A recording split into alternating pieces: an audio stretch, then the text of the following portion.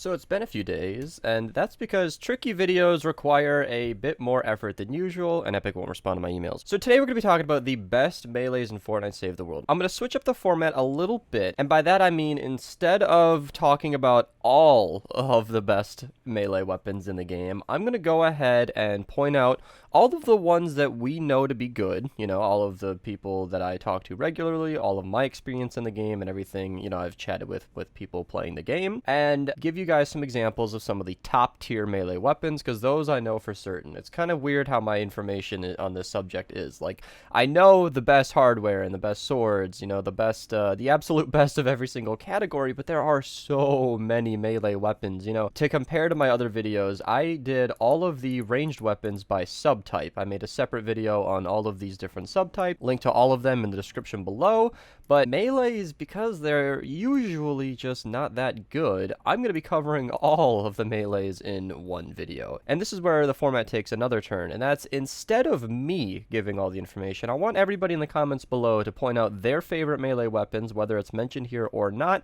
Mention your favorite builds, how you like to use them, what works for you, and I want this to be more of a discussion-based video rather than me just rattling off what's best in the game. Now, in total irony, let's get into the best melee weapons in Fortnite Save the World. So, technically speaking, in the scope of this video, I'm recording this at the very end of the session, but you would have never known that if I would have just stopped talking. I actually want to start off this video before I talk about everything else with the Baron, because I got to the end of this recording without ever even mentioning the best utility melee in the entire game.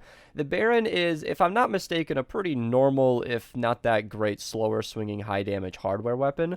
What everybody uses it for is for the movement speed. This is the only weapon I do believe in this entire game that has 3 movement speed perks on it. There are some honorable mentions like the 6 feet under shovel that has 2 movement speed perks, which is pretty good, but it's not 4 movement speed, and these do stack all together. So this is a 42% movement buff by just holding this weapon in your hands, and you'll probably see it in almost every single clip here today because of how effective it is in just every single loadout. I am almost always using a Baron, and it's not for damage, so that's probably why I forgot to mention this, but without further ado, let's start the video. Obviously, I'm going to start off with the mythic ones. The Fury and the Ravager don't need too much. The Fury is a fantastic hardware weapon that hits like a truck, and then if you charge up 7 hits, then you can right-click to rain down a meteor storm to take out everything in front of you. Just a fantastic overall weapon, and if you are fighting the Mythic Storm King, this is your best bet for taking out the Horn. It is the most damage for the Horn. And then the Ravager is a sword unlike any other, and by that I mean it's almost the exact upgrade to a Spectral Blade. So it attacks just like a normal sword, fast swing speed, high damage, and then if you right click, it shoots out like a focused beam, like a neon launcher, and it'll just kind of wipe out everything in front of it, which gives it a fantastic ranged move. That's a very, very decent distance that you get from that, and it makes this weapon extremely effective when taking out hordes of zombies. And then if you jump, you actually lunge forward with an arcing swing attack, just like you do with the Spectral Blade. Not to take too much from the Spectral Blade, though, it is also a fantastic weapon, and I'm going to take a break here to say that if you want the best perks for any of these weapons, I have covered the best ones in the description below. All 3 of the weapons that we've mentioned so far I have covered. If you want me to cover any future melee weapons, some best perks videos on those, let me know in the comments below. I would love to make a video on any weapon that I haven't made already. Now that we got that out of the way, the Spectral Blade is a fantastic weapon in my opinion. I consider the Spectral Blade to be a pretty earned position as the strongest normal sword in the entire game. Perhaps one of the best melee weapons in the entire game, seeing as it's extremely versatile, very fast attack, swing speed. The perks give you so much to work with, and it's just a very, very powerful weapon that, of course, with the introduction of Mythic Storm King, has been superseded by the Storm King's Ravager.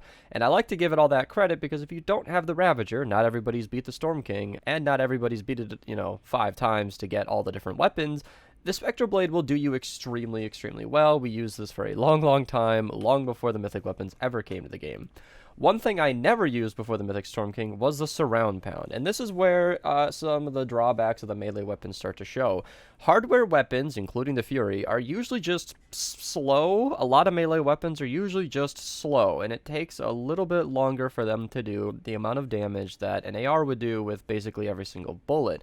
That being said, I don't want to take too much away here. I mean, with the correct loadout, you can make almost any weapon in this game work, but the Surround Pound shined among one of the best hardware in the game for taking out the Mythic Storm King's horn, and you need a very, very powerful weapon to do that, so the Surround Pound, if you'd like, you know, a somewhat slower, high damage, you know, weapon like this, then the Surround Pound's a fantastic way to go.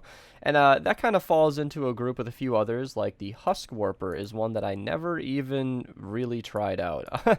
This came out with the sci-fi set, and I kind of just trusted my friends when they said it was bad, but looking back on it, watching my friends stream with it, use it in Frost Night, a little bit of action in the encampments, you can right-click with this, just pull all the enemies in and effectively kill them instantly, which makes this an extremely interesting weapon, and definitely something I want to try out when I start playing this game again, because the Husk Warper seems like it has a lot of potential, and I think it might be better than I first gave it credit for. Now, to breeze past some of the slower swinging weapons, just to get them out of the way, I have heard extremely good reviews on the Lead Sled. We tried it out for you guys here today. The Lead Sled received a lot of praise from when people were telling me about some of the best melee weapons in the game, and I figured it deserved its due diligence, but as I said, a lot of these weapons are sort of untested territory for me, including the Husk Stomper, which we never actually got any gameplay for, but I do believe is one of the better in the game, alongside the Husk whatever, the other medieval one, the Smasher Basher. That's another one that I recall being very, very good for a hardware weapon, but we didn't try it out here today. Let me know in the comments below.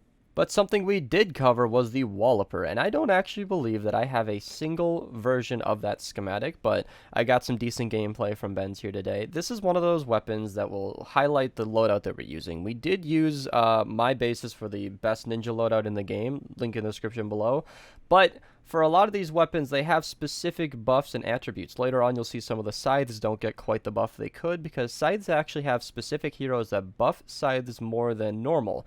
So the Paleo Luna buff is huge, giving you extra damage based on the health is great, but it is more of a universal trait, whereas a more specialized loadout could do you better. That being said, the Walloper did a fantastic job here, just clearing absolutely everything in its path. Now, the Stabsworth is something I want to make quick work of, because if I'm not mistaken, feel free to correct me if I'm wrong, it is one of, if not the fastest swinging sword in the entire game, which makes it a perfect candidate for Paleo Luna's setup, because she gives damage based on your health. That applies to every single hit from a melee weapon, so to swing as fast as possible is pretty important. And I know that the one we're using here wasn't perked perfectly, but if you buff the attack speed as fast as possible, I think it's an extremely effective choice. The Masamune, named after Goro Masamune, widely recognized as Japan's greatest swordsmith, is one of those weapons that not all of us have, but if you did upgrade your game and you went for the ninjas, then you should have a copy of this weapon. It's one of the better swords in the game, or at least it was the best for a long time before the Spectral Blade came along.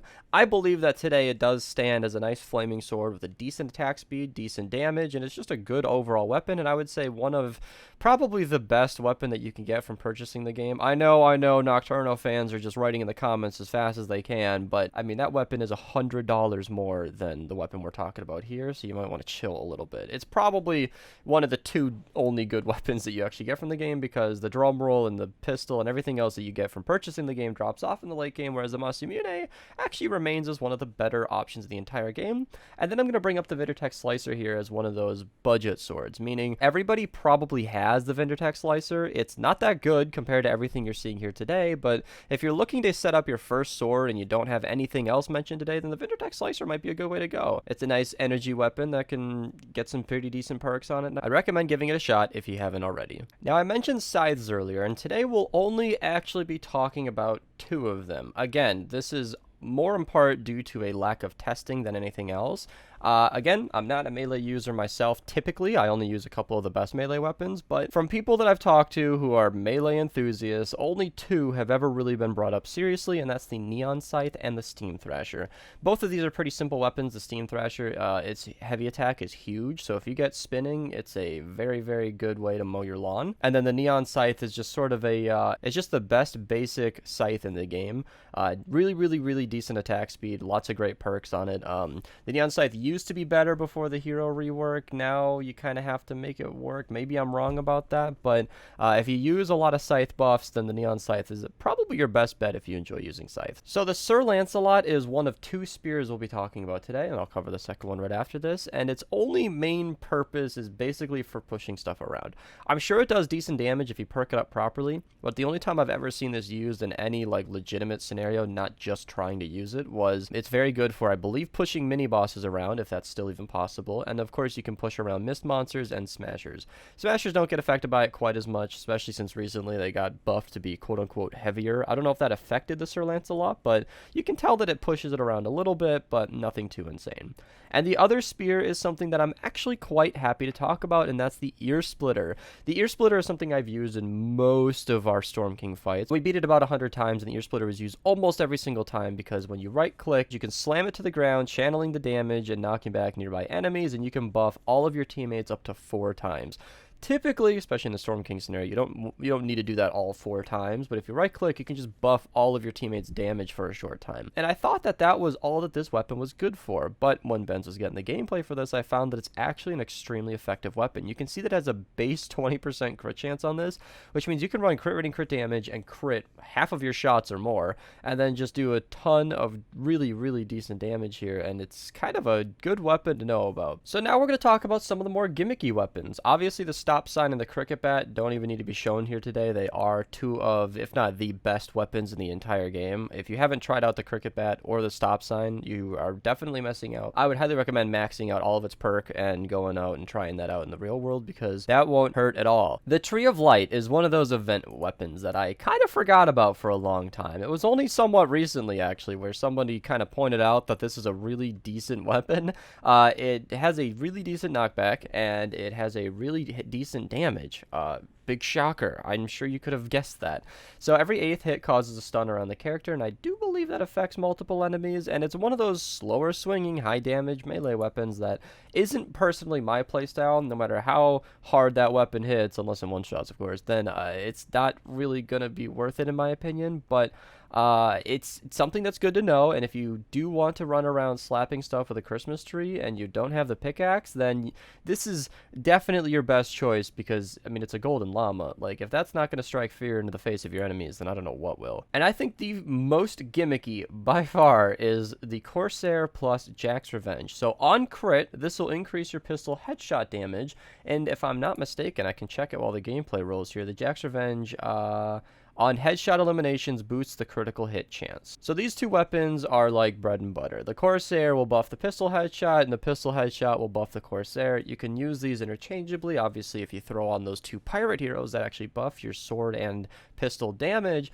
you're going to be doing some really decent damage using these 2 weapons.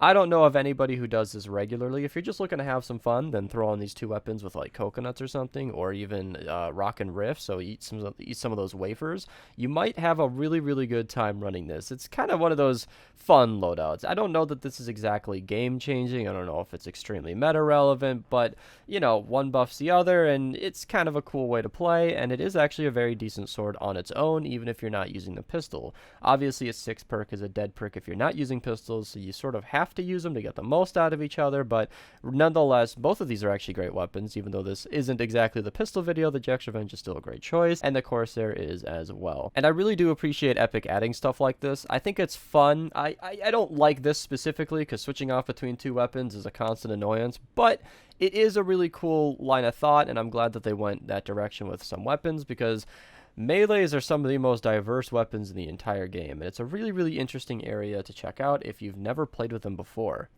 And to wrap it up here, I've only got 2 more on my list, and the one is the Astro Bat, where we tried this out when it first came out, and the heavy attack, basically hitting a baseball bat, was super, super fun for us, and I might do it again in the future, where we basically just stood on the base with like 4 of us, and then right-clicked the Astro Bat and just shot stuff from afar, shooting these balls of energy baseballs that were pretty fun, actually. It's kind of a neat weapon. It's kind of a slower swinging weapon, though. It doesn't do a ton of damage, but it is fun to use nonetheless, and definitely one of my favorite melees, even though you'll probably never see me actually using it unless I'm just having a fun time. Regardless, I felt like it deserved its little time in the spotlight, again from the sci-fi set. So that's 2 from the sci-fi set.